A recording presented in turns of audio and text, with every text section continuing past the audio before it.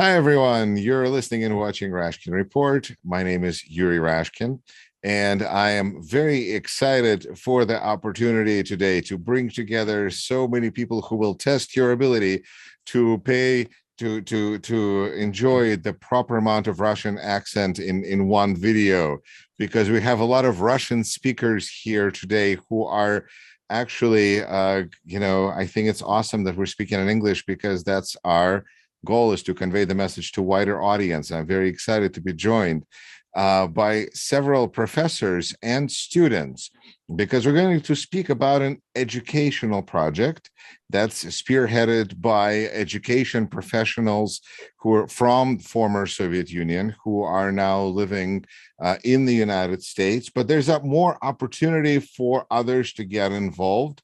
This is all helping students from Ukraine, wherever they are in the world right now. And let's learn more about the project. First of all, Dr. Professor Michael Waxman, who is a professor at University of Wisconsin in Superior, so our fellow University of Wisconsin system. Professor, I know that you brought all of us here today. Thank you very much. Can you tell a little bit about Tutoring Without Borders and what made you interested in wanting to help this way? Thank you, Yuri, for your kind introduction.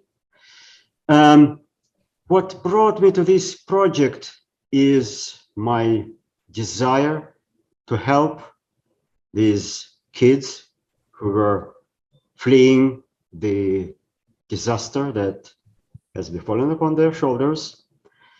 And what I thought was that maybe I can do what I can do, namely teaching them chemistry. I'm professor of chemistry, and also physics and math. And I made some, posts in Ukrainian sites in United States. And I would say by mid-March, I already started some tutoring, meeting some students and working with them. And one of the first strong impressions that I got was actually not purely educational.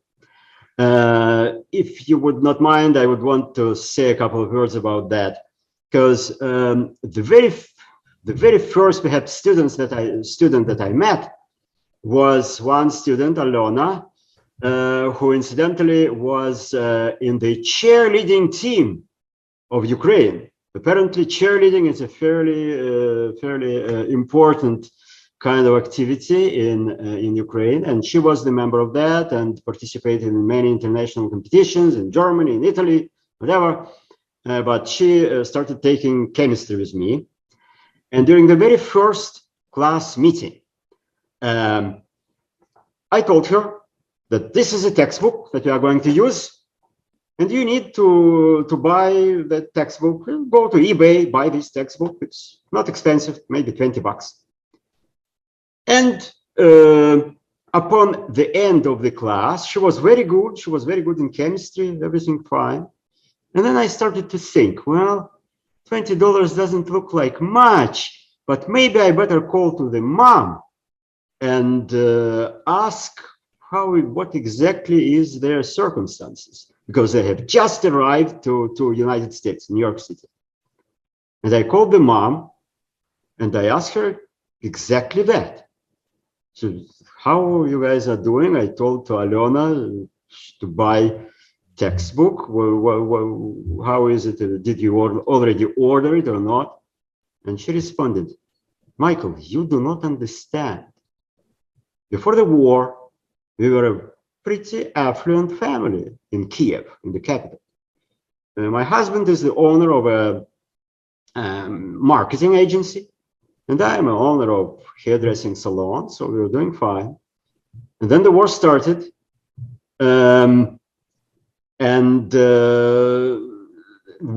particularly when the Russians have captured Chernobyl and Zaporizhia nuclear power station, my husband just grabbed me, told me that is it, no discussions, you are leaving Ukraine, you need to save kids. He brought us to the railway station, and he couldn't even accompany them to the platform because no man of fighting age can leave Ukraine nowadays.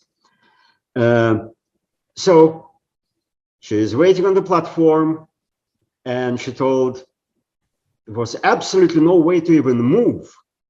And we were extremely lucky that when the train came, the doors opened just in front of the place where we were standing. And the human mass just poured into the wagon, into the car, and off we went. The whole road from Kiev to Lviv, we were standing on one foot. There was no way to move. Then from Lviv on to Warsaw, it became easier, because at least we could stand. And then from Warsaw to Berlin to Paris and so on and so forth, we moved.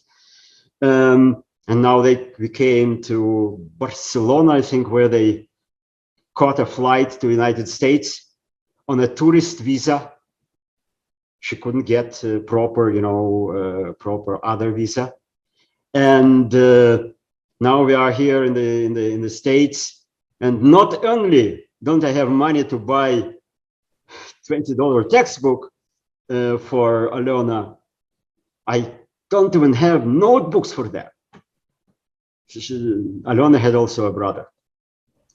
And I got flabbergasted, I guess is the word. And I asked her, look, maybe let me send you money for the first, at least couple of weeks. And you know what? She started to sob, but she refused to take money. That was my first strong impression from my tutoring. The second strong impression was more related to education. It was when I was tutoring a student near Nezhin, not far from Kiev, where there were street fights at the time. And I tutored the guy for about a couple of weeks. And then his mom sends me a message.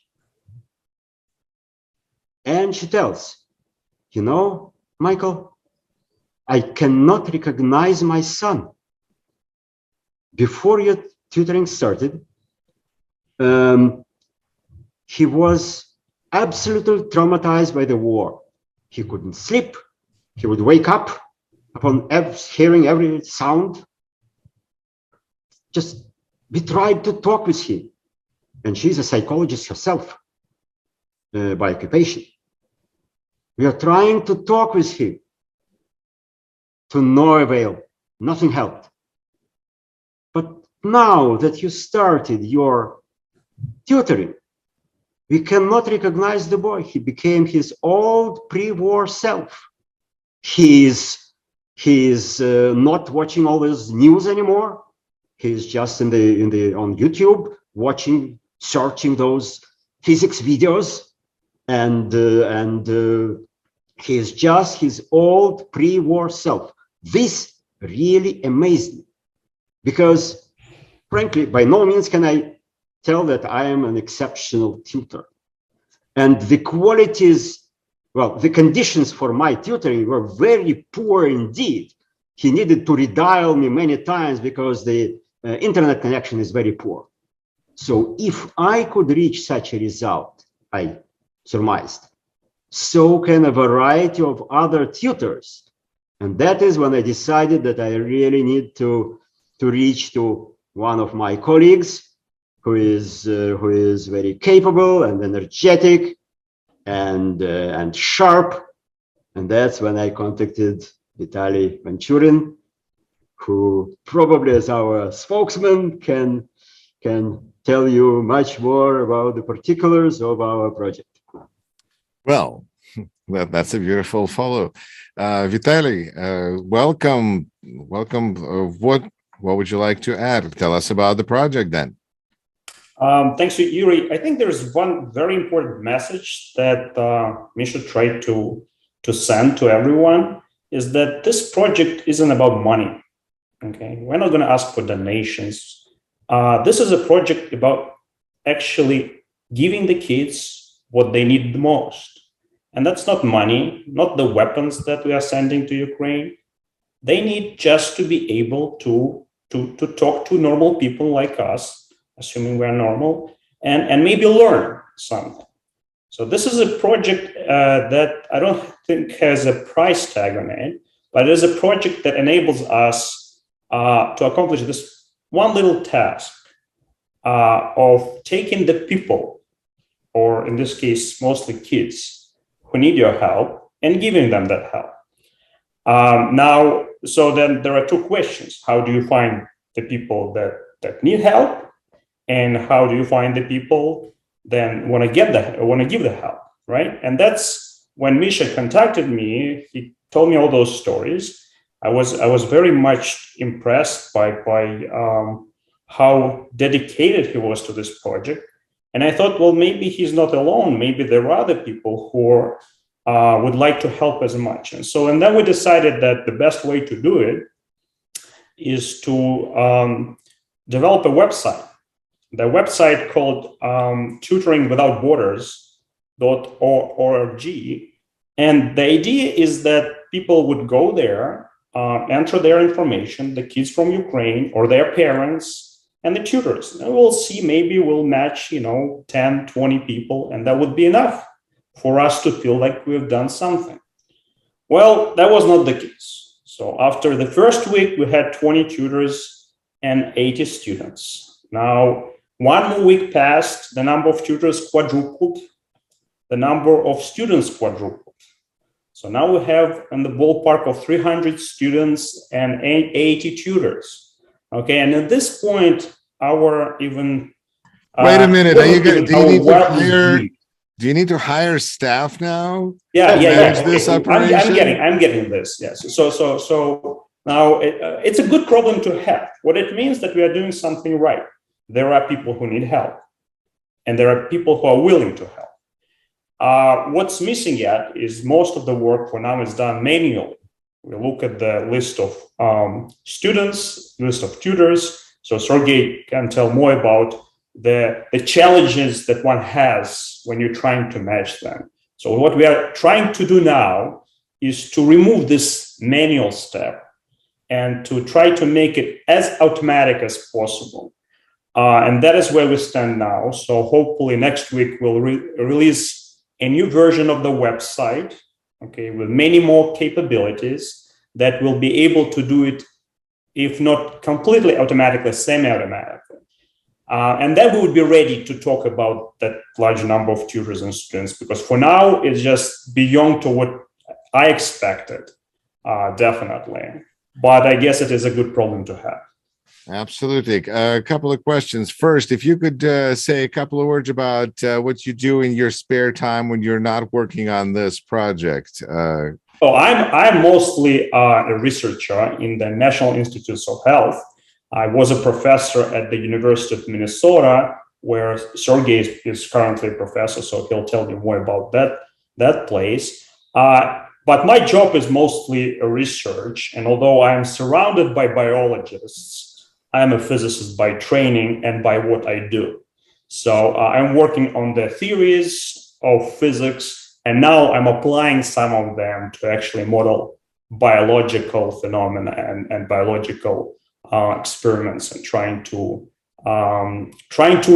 if not unify biology with physics, at least bring them into peace, so physicists would stop hating biologists and biologists would stop hating physicists. That's again another dream, may never happen, but that's where I'm headed. It's a beautiful, optimistic vision. Sergey Kantsov, welcome to the program as well. I have some questions about these 80 already, the large number of tutors. Where are these people coming from? What's, and yourself? Tell us. And I joined the project, I think just over a week ago, maybe a week and a half. Misha called me and said, we're doing this, would you mind tutoring? And I said, well, maybe I can. Let me try to help you. And then Misha sent me a fairly long list. Well, it seemed long at the time. It doesn't look long now, but a list of students to contact. And I tried contacted them, and then we talked a little bit more about this, and Misha told me about his experiences. And Misha, may I quote you? He said, "I've never felt happier being able to help." And I agreed to help a little more. And I had this reaction. I think one of the tutors that I contacted me had the same reaction, and she may have said it better. What she said was basically she did not expect the kind of reaction she had from herself. It was very emotional. When you learn about the war in Ukraine, when you hear about kids being displaced, it's some abstract information. It's something that happens on TV. When you see, well, I see a spreadsheet with lines and lines and lines filled with names, ages, where they were on February 24th, the cities in Ukraine where they were, and where they are now. And you envision this, people taken out of their homes and scattered around the world. When you see the numbers, it's much more emotional. So I joined the project. So now I'm working with essentially this spreadsheet until we can figure out how to do this automatically. And we're trying to match students with tutors. It's amazing the number of backgrounds and the number of places that these people come from. I get asked by my friends, well, so where do you find Russian-speaking people? It's not just Russian-speaking people or Ukrainian-speaking people, of course. Of course, Ukrainian is the first language of the website, but many of our tutors speak Russian, many of our kids speak Russian. Many English-speaking people want to help and join, and amazingly, many Ukrainian students, well, you see some of them here, they want to speak English, they can speak English, they're happy to interact with their international peers. I think Misha started the project focusing on hard sciences, physics, math, chemistry. We've had a lot more than that. We've had, I think one of the most popular requests are English. People want to learn English. So at this point, it pretty much developed into matching people from all over the world who want to help to students in all subjects, in all grades. What is the background of people that want to help? What is there any sort of a typical background? Naturally, I think more people who can help most are people who have experience teaching in school, high school, middle school. I'm not sure if that's the majority of our tutors, however. Some are university professors, some are in industry, some are graduate students. We've got a few requests from high schoolers who want to help, who can teach younger grades, English-speaking ones. I'll just add probably one more category, postdocs. So people that are not professors yet, they're on their research career, but they want to help. Yeah, so they have the knowledge, they have time, they have the. You know, as somebody who only has a master's degree, I want to say we're people too. Yeah. You know, even without PhDs, right? But thank you. Oh, that's great. Yes, please. Just interject. Yes, surprisingly, a certain number of students who applied to us are really university students. who want to advance one of the subjects or another subject. So there certainly is work for university professors as well. And I'm very excited because we have with us some actual students. And let's start with Petro. Peter, welcome to the program. If you could say a couple of words about how did you discover and what do you think of your lessons? Thank you. Well, initially, right before we arrived to the US, we spent about a month in Greece after we left Ukraine. And while we were in Greece, my sister, who's in the US, was looking at possible programs and stuff for me to possibly, do while I didn't really have a proper schooling situation yet. And on Facebook, she found Dr. Waxman, where she got in touch with him. And then eventually I got in touch with him as well. We had a call, we talked for a little bit, figured out, what we could do. And, from then on, I just started working with him, studied physics, chemistry, math, and well, I've been really enjoying it so far. It really has been, a big help. It's, working on material. Some of it I've already covered, some of it, I haven't, some of it's new and could, possibly put me ahead even in the future. And it's definitely been, a very good program and something for me to take while I was kind of in a limbo for, schooling situations. Peter, you have incredible English. Exactly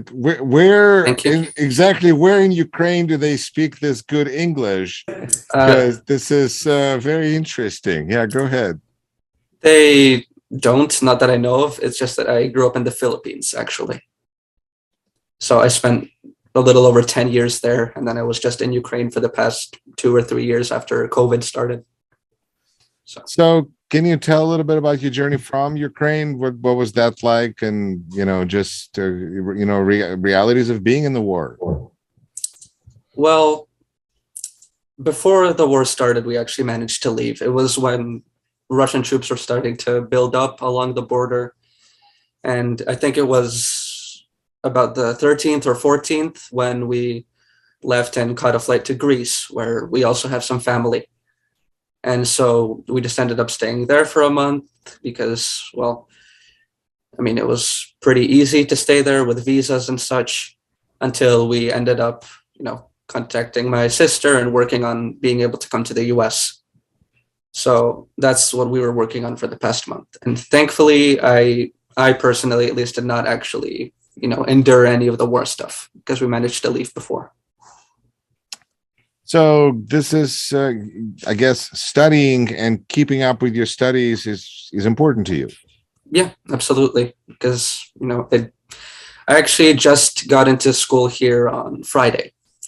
It was my first day of school in the US. Thank you. Yeah, so before then, it was a month or so of not really having school. So I needed something to replace that, I guess.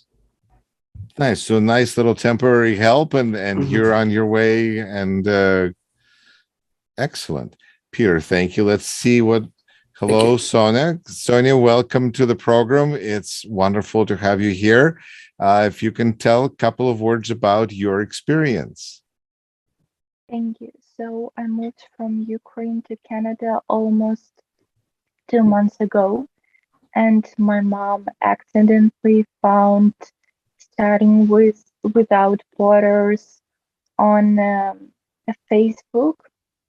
So we got in touch with Mikhail and we started our pre-calculus tuition.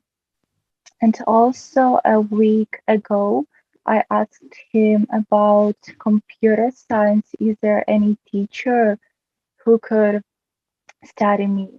So in 2 weeks, I'm gonna also start my JavaScript study. So I'm really grateful for this opportunity, a chance to study. How is your school in Ukraine? Are you still is there online lessons, or is the school closed? How is that going? The school is closed, but we study online. We have to do online assignments, homework. We don't have the Zoom meetings, so it's really hard to study. So wherever you are in the world, you can attend your school Yeah, online. online. Okay. Thank you, Sona. And Sasha and Sasha's mom, Yulia, welcome. It's great to have you. Sasha, if you would like to say a couple of words about your experience. Yeah, thank you. I'm from Kiev, Ukraine. We left Ukraine 3rd of March, and we stayed Warsaw for a while. When we got the visa, we moved to the USA, and now I'm living in Washington D.C. My mom. Welcome to the United States. Thank you. My mom knew about this project. I think through 2 or 3 weeks ago. She saw comment, Michael's comment, and wrote him.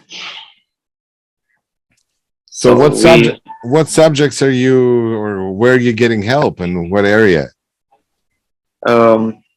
Now I'm studying pre-calculus. Yes. Pre-calculus. Nice. Is it difficult or is it easy? I think it's easy for me because in school I learned. Julia, if you could Yes. tell a little bit, sorry. Yes, I can, yeah. Can you give a little bit perspective on how you see the value of a project like this? Yes, I want to tell that before 24th of February, we heard a lot of information about war, but we couldn't believe. We couldn't believe that it could happen, but it happened. We woke up in the morning from the explosions and left our home. So last time when we slept in our beds, it was night from 23rd to 24th of February. After that, we spent 1 week 70 kilometers from Kiev, but it was this area was very close to Belarus. So when troops started move to Kiev, we decided to run, and we ran to Lviv. After that, to Poland, and we spent 1 month in Poland and in Austria, in France, and Poland. So it was moving. We moved almost 10 times for 1 month. And after that, we came here 1 month ago. We came here. And I found Professor Waxman. So I'm not found. So I didn't find. Sorry for my English. So my friend sent me a picture of comment, and I added professor to friends, and after that I sent him a message, and he very quickly he answered to us, and he made an interview with Sasha. And I remember that professor asked simple questions to Sasha, but he was so disoriented after that European tour 1 month European tour and moving. So he couldn't answer even. So it was very hard situation, but now we are here, and we are very appreciative for this great opportunity to study maths and physics in English here in the US. Fantastic. All right, then I have a question for our professors. Gentlemen, Russian people from Russia, I'm speaking very broadly here, who knows, but Russian people from are not known for charitable work. I don't know that we have are known for our charity. Many things we're good at, but like this, helping others, we're not famous for. Why now? Why this project? Because I don't know, maybe you are, tell me please. I want to understand better. Dr. Waxman? Yes, definitely. What I can say about why now is that this is a really indescribable calamity that has befallen on the shoulders of these kids. It's not without a reason that the Pope is saying that when he is thinking about the suffering of Ukrainian population, he is crying. This is really a tragedy, and I would say the particular calamity, at least psychologically, has befallen on the shoulders of those kids, because kids are the least protected, again, psychologically. And if by bringing this semblance of routine, you are listening to the teacher, you are doing homework, then next time you are again listening to the teacher, if doing that, apparently, according to quite a few mothers of the students who reported to me that they are getting to their former selves, it is possible, we learn it. As long as we know it, this is extremely important. Furthermore, I can tell you that in the last week, I was talking to kids in a few European countries, in Spain, in Germany, a few of them, in Netherlands, and the picture that that emerges is fairly puzzling. For example, a girl in Netherlands told me that I ask everyone about what is their schooling right now. And the girl in Netherlands tells me that they are in a school, it is a Ukrainian school that the parents have kind of created for their children in the city of Eindhoven, I think. And this is a place for these children essentially to socialize. They are socializing there and getting a little bit of education, but mostly in humanities. There has been some math class, but it soon kind of instructor changed, and the girl was rather skeptical about the level of teaching math, which tells us something. Another example, in Germany, the girl starting in a major city in Germany, she started to attend German school, and she said, I studied English all my life from grade 5 or 6. I don't remember which in Ukraine they start. But she's now in, I think, the end of 10th grade. All my life I was studying English, and she was very proud that her English was good. But then she was in her math class, she told, she approached her German teacher and asked him to explain something about math. And the response of the teacher was, well, here is your textbook, your German textbook, right? Well, you type whatever your question is related to in Google Translate, and it will translate everything into English, right? So that will be your answer. Well, I'm far from the idea, please understand me correctly. We all should be very happy, very grateful to Germany for accepting all these poor refugees. And I'm very sympathetic toward this teacher as a fellow educator. He has his group of students, and all of a sudden, close to the end of the school year, he gets another 20. What is that? Clearly, he just doesn't have time to devote to these newcomers. But look at that from the viewpoint of this child, of this girl. She cannot communicate with the teacher in any language that she knew.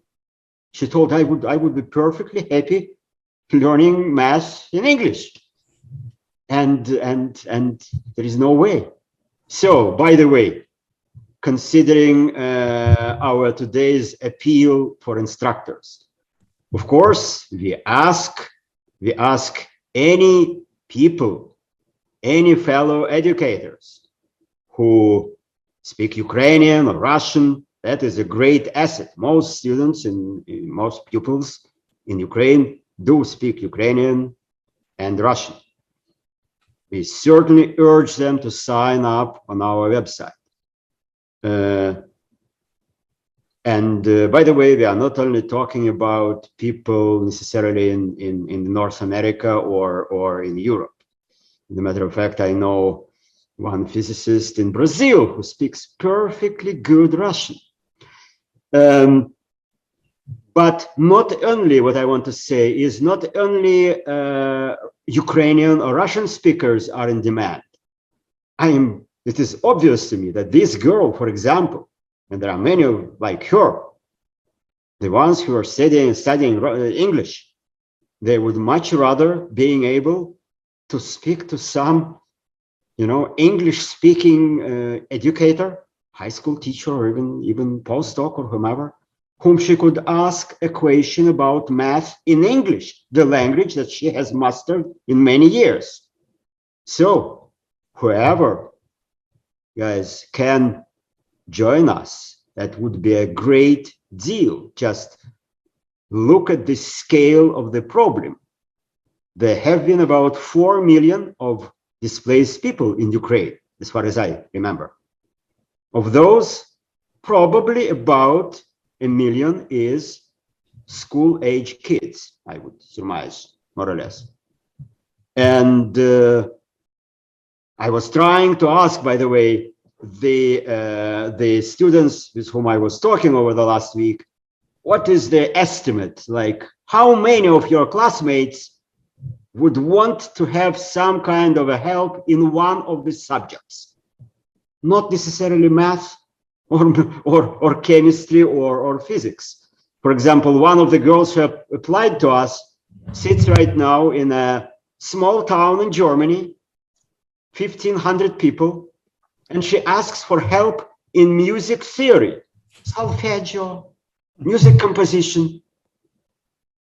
Well, that's the kind of breadth of experiences that students are asking for. A number of students, I believe 7 right now, are asking for Italian. And in all these subjects, I asked about how many students, I asked my sources, how many students they think would be interested in help in one of the subjects. And the girls, upon some thinking, it was females actually, whom I was asking, I felt maybe about 20%. Well, if you take 1 million students and take 20% of that, it would be 200,000 poor souls whom we really can help. If we even reach 1/10 of that amount, that would be a huge undertaking. But for that, we need a few thousand volunteers. So I am addressing everyone. Dear colleagues, please try it. And I want to say another thing.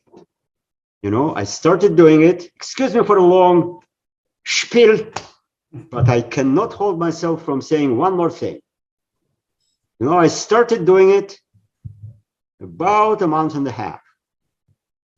And since I started, the sense of professional fulfillment and happiness, yes, happiness, doesn't leave me. I have been a university professor for nearly 30 years now. I know how to teach. It's not difficult, it's not challenging. I'm teaching, I'm providing quality curriculum to the students. But never has it been anything close to what I experienced in the last month and a half. I must tell you, for you to understand, I am originally from Siberia, very far from Ukraine. Before the war started, I never knew anyone in Ukraine. I had nothing to do with Ukraine. And I don't know Ukrainian language. But now that I started to teach these kids, you feel so much kind of closeness to these guys. I wanted to do something for them. And I learned with a few phrases in Ukrainian, one of which is "Давайте розважатися фізикою," which means let us entertain ourselves with physics, which is, by the way, my credo. That's how I feel subject must be taught. You cannot learn anything unless you feel its joy. You must show the students something interesting, something exciting about the subject. And the students themselves must have this feeling in their hearts. They are getting joy out of it. And, you know, I was trying to say something like that to my American students, and it didn't succeed all that much. But I think it succeeds somewhat in my Ukrainian students. For example, a few days ago, I got a message from one of the students an hour before the start of my lecture, well, my class to them. "Dr. Waxman, it is still an hour to wait until your lecture. I just cannot wait when it will start." Look, never in my 30 years I have ever received such a message from my American student. So I am addressing you, esteemed colleagues, educators, whether you are university professors or postdocs or graduate students, or possibly school teachers at different levels, starting from elementary school up to high school, and maybe even some high school students who also can help. They can help teaching some middle school kids from Ukraine or elementary school kids. That is practiced in American high schools. Indeed, we all know that. I'm addressing all of them and I'm telling them, guys, I tried it and I advise you to try. You just try. You will not be sorry. Thank you very much. Thank you. So for the children, for the professional fulfillment, and to entertain ourselves with physics. Vitaly, what about you? What melted your Russian heart in you know, I mean, Russian man, we're just not, you know, but here you are helping, taking time away from your other projects, really getting involved with this. One more time. Yuri, you keep pointing labels, Russian, non-Russian. This project isn't about that. This isn't a project about Russians helping Ukrainians. I think the attitudes of Ukrainians towards Russians is known, it was damaged, the deal is done. This is a project about those who can help, right? It doesn't matter, you're Russian, you're Jewish, you're American, you're Brazilian, you're Italian. If you want to help those who need help, join the team. In fact, most of our tutors are not Russians. They don't even speak Russian, and yet they want to help. Now, what drove me into this, right? Well, it's Misha. How can you listen to what he has to say and not melt? Okay, even my Russian heart melted, and I said, yes, I have to do something. I have to do something to help. Now, there are different things you can do. So I'm mostly working on actually getting this website working the right way, getting the algorithms work, getting the database work. To be honest, mostly my son, who is a high schooler, Cosmos Venturin, is in charge of doing difficult coding, which I would have to check and make sure everything works. So there are different levels at which you can help. And even in this new updated website, we have it explicitly stated. Let's say you are not a teacher. Let's say you don't know how to teach. Let's say you don't know anything, right? Hypothetically. Okay, this sounds like I think I can do this. Yeah, but you want to help. Well, shoot us email. Tell us what is it that you can do. Or maybe we'll come up with something that you can help. Yeah, and that will pay off eventually, because you will see the kids, you will read their messages, as Michael said, or Sergey said, and you will understand that you've done something that made a difference. That's all it is. It's not about Russia versus Ukraine. Sorry to disappoint you, Yuri.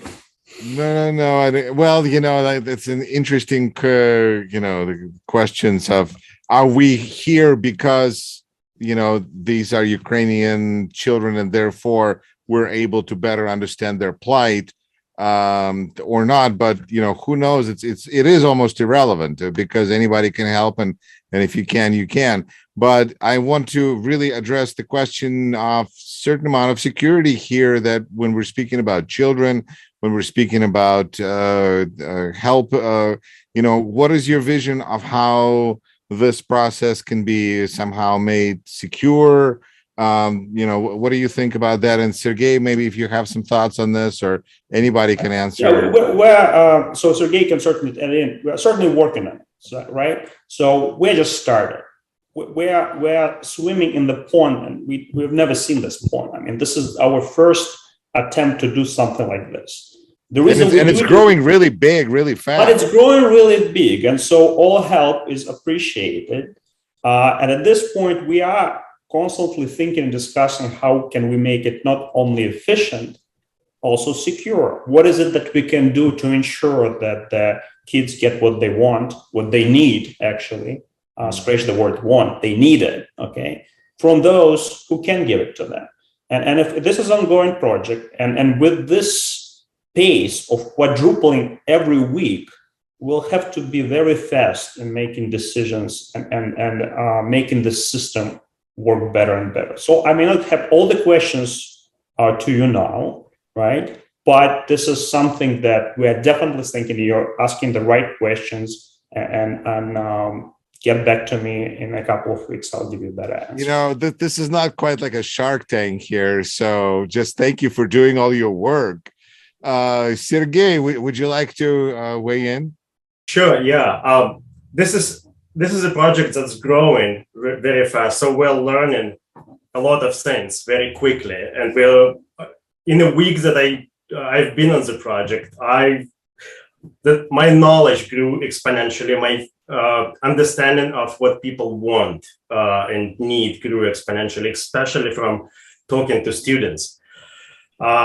Checking back on your question, though, I think I have some understanding of what drives the tutors that join, especially all of those of us who are from the region, right? And it's interesting that none of us are actually from Ukraine. I'm from Belarus. I moved away 25 years ago, but I understand Ukrainian, but I don't speak it. The feeling, though, you probably can relate to that, and many of your viewers will relate to that. For 2 months, we've been glued to the news. Every day, some people spend several hours consuming the news, which is distressing. And the feelings, the psychological feelings that you have is powerlessness. You feel powerlessness. You want to do something. That's a human response. You are stressed. You feel that something terrible is happening, injustice is happening. You want to do something, but you're sitting here in the United States or in Germany or in Belarus, and you don't know what to do. You're saying, what can I do? I'm just an engineer, a programmer, a school teacher. What can I do? Well, you can teach, you can help. So once you realize that somebody needs your help, there is somebody who can help you connect to real kids out there. It's a great relief. You can get off the news, get out the couch, and spend your time doing something that you know is helping some real people. It's that relief that you are doing something. You are not sitting there spending 2 or 3 hours reading the news and thinking, well, what can I do? What can I do? Well, this gives a purpose. I think that's a powerful feeling. I think that's anything that gets people involved is a wonderful, opportunity. So, but this is quite, as Dr. Waxman said, a calamity. So I would thank you all to all the professors, but I'd like to end our conversation by asking our students here to share a message of what would you like to, the message that you'd like to get out to others, possible students that may want to consider asking for help this way, or whatever message you may have for people who may want to get involved as tutors to help out, either and or both. Peter, I'd give you a first word. Go ahead. Well, essentially, it is difficult to go to school right now as a Ukrainian. That's, it's, the country is essentially closed off. Almost everything is shut down because of, well, what is currently happening. And so, yeah, there are a lot of people that do need help. And, well, especially for students like, like myself, like Sasha, Sonia, it is important, I believe, to not fall back, not necessarily fall behind on, learning things, material, courses, different subjects, interests. It might be difficult to continue working on what you want to do or what you have to do, but if there is some sort of possibility to just keep on doing what you're doing, keep your academics going, keep your hobbies going and such, then it is important to try and take those opportunities. And, well, I think Tutoring Without Borders is a fantastic opportunity and a fantastic initiative, and I am very grateful for it. I can't say it has helped me. And if there are other people out there who feel kind of lost in that way and want help, then I think, applying for something like this, or even if there's something alternative that exists, is, well, absolutely a good choice, and at the very least, something to take into consideration. Peter, thank you so much. Sonia, the same question for you. Is there a message that you would have for either other people who may want to be students taking advantage of this initiative, or for people who may want to help as tutors? Most of Ukrainian schools don't work right now, so there is nothing ashamed for asking and needing for help. And I want to say that Studying Without Borders is a great opportunity to start studying, to continue your studying, and maybe to find something new.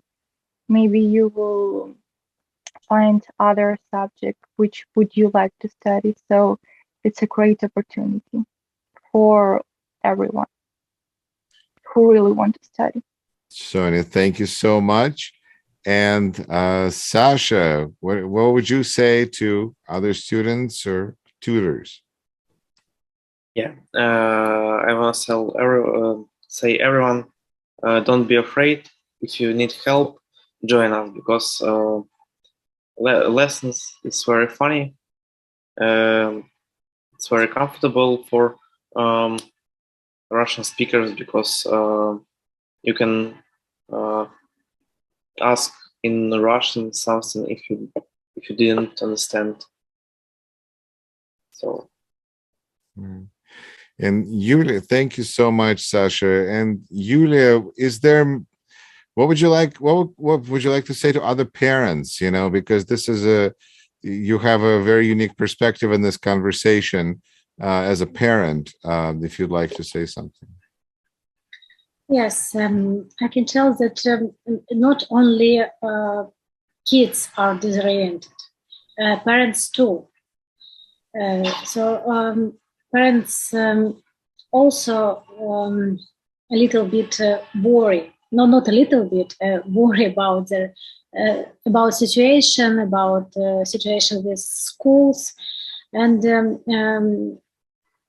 I want to tell that please join your kids to this magic project, because it's really magic when a lot of people help our children, our kids to study at this hard time for all of us. Thank you very much.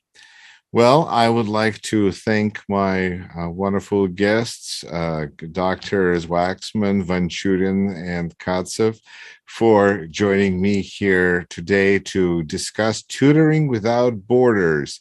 And of course, students that are taking advantage of this wonderful opportunity.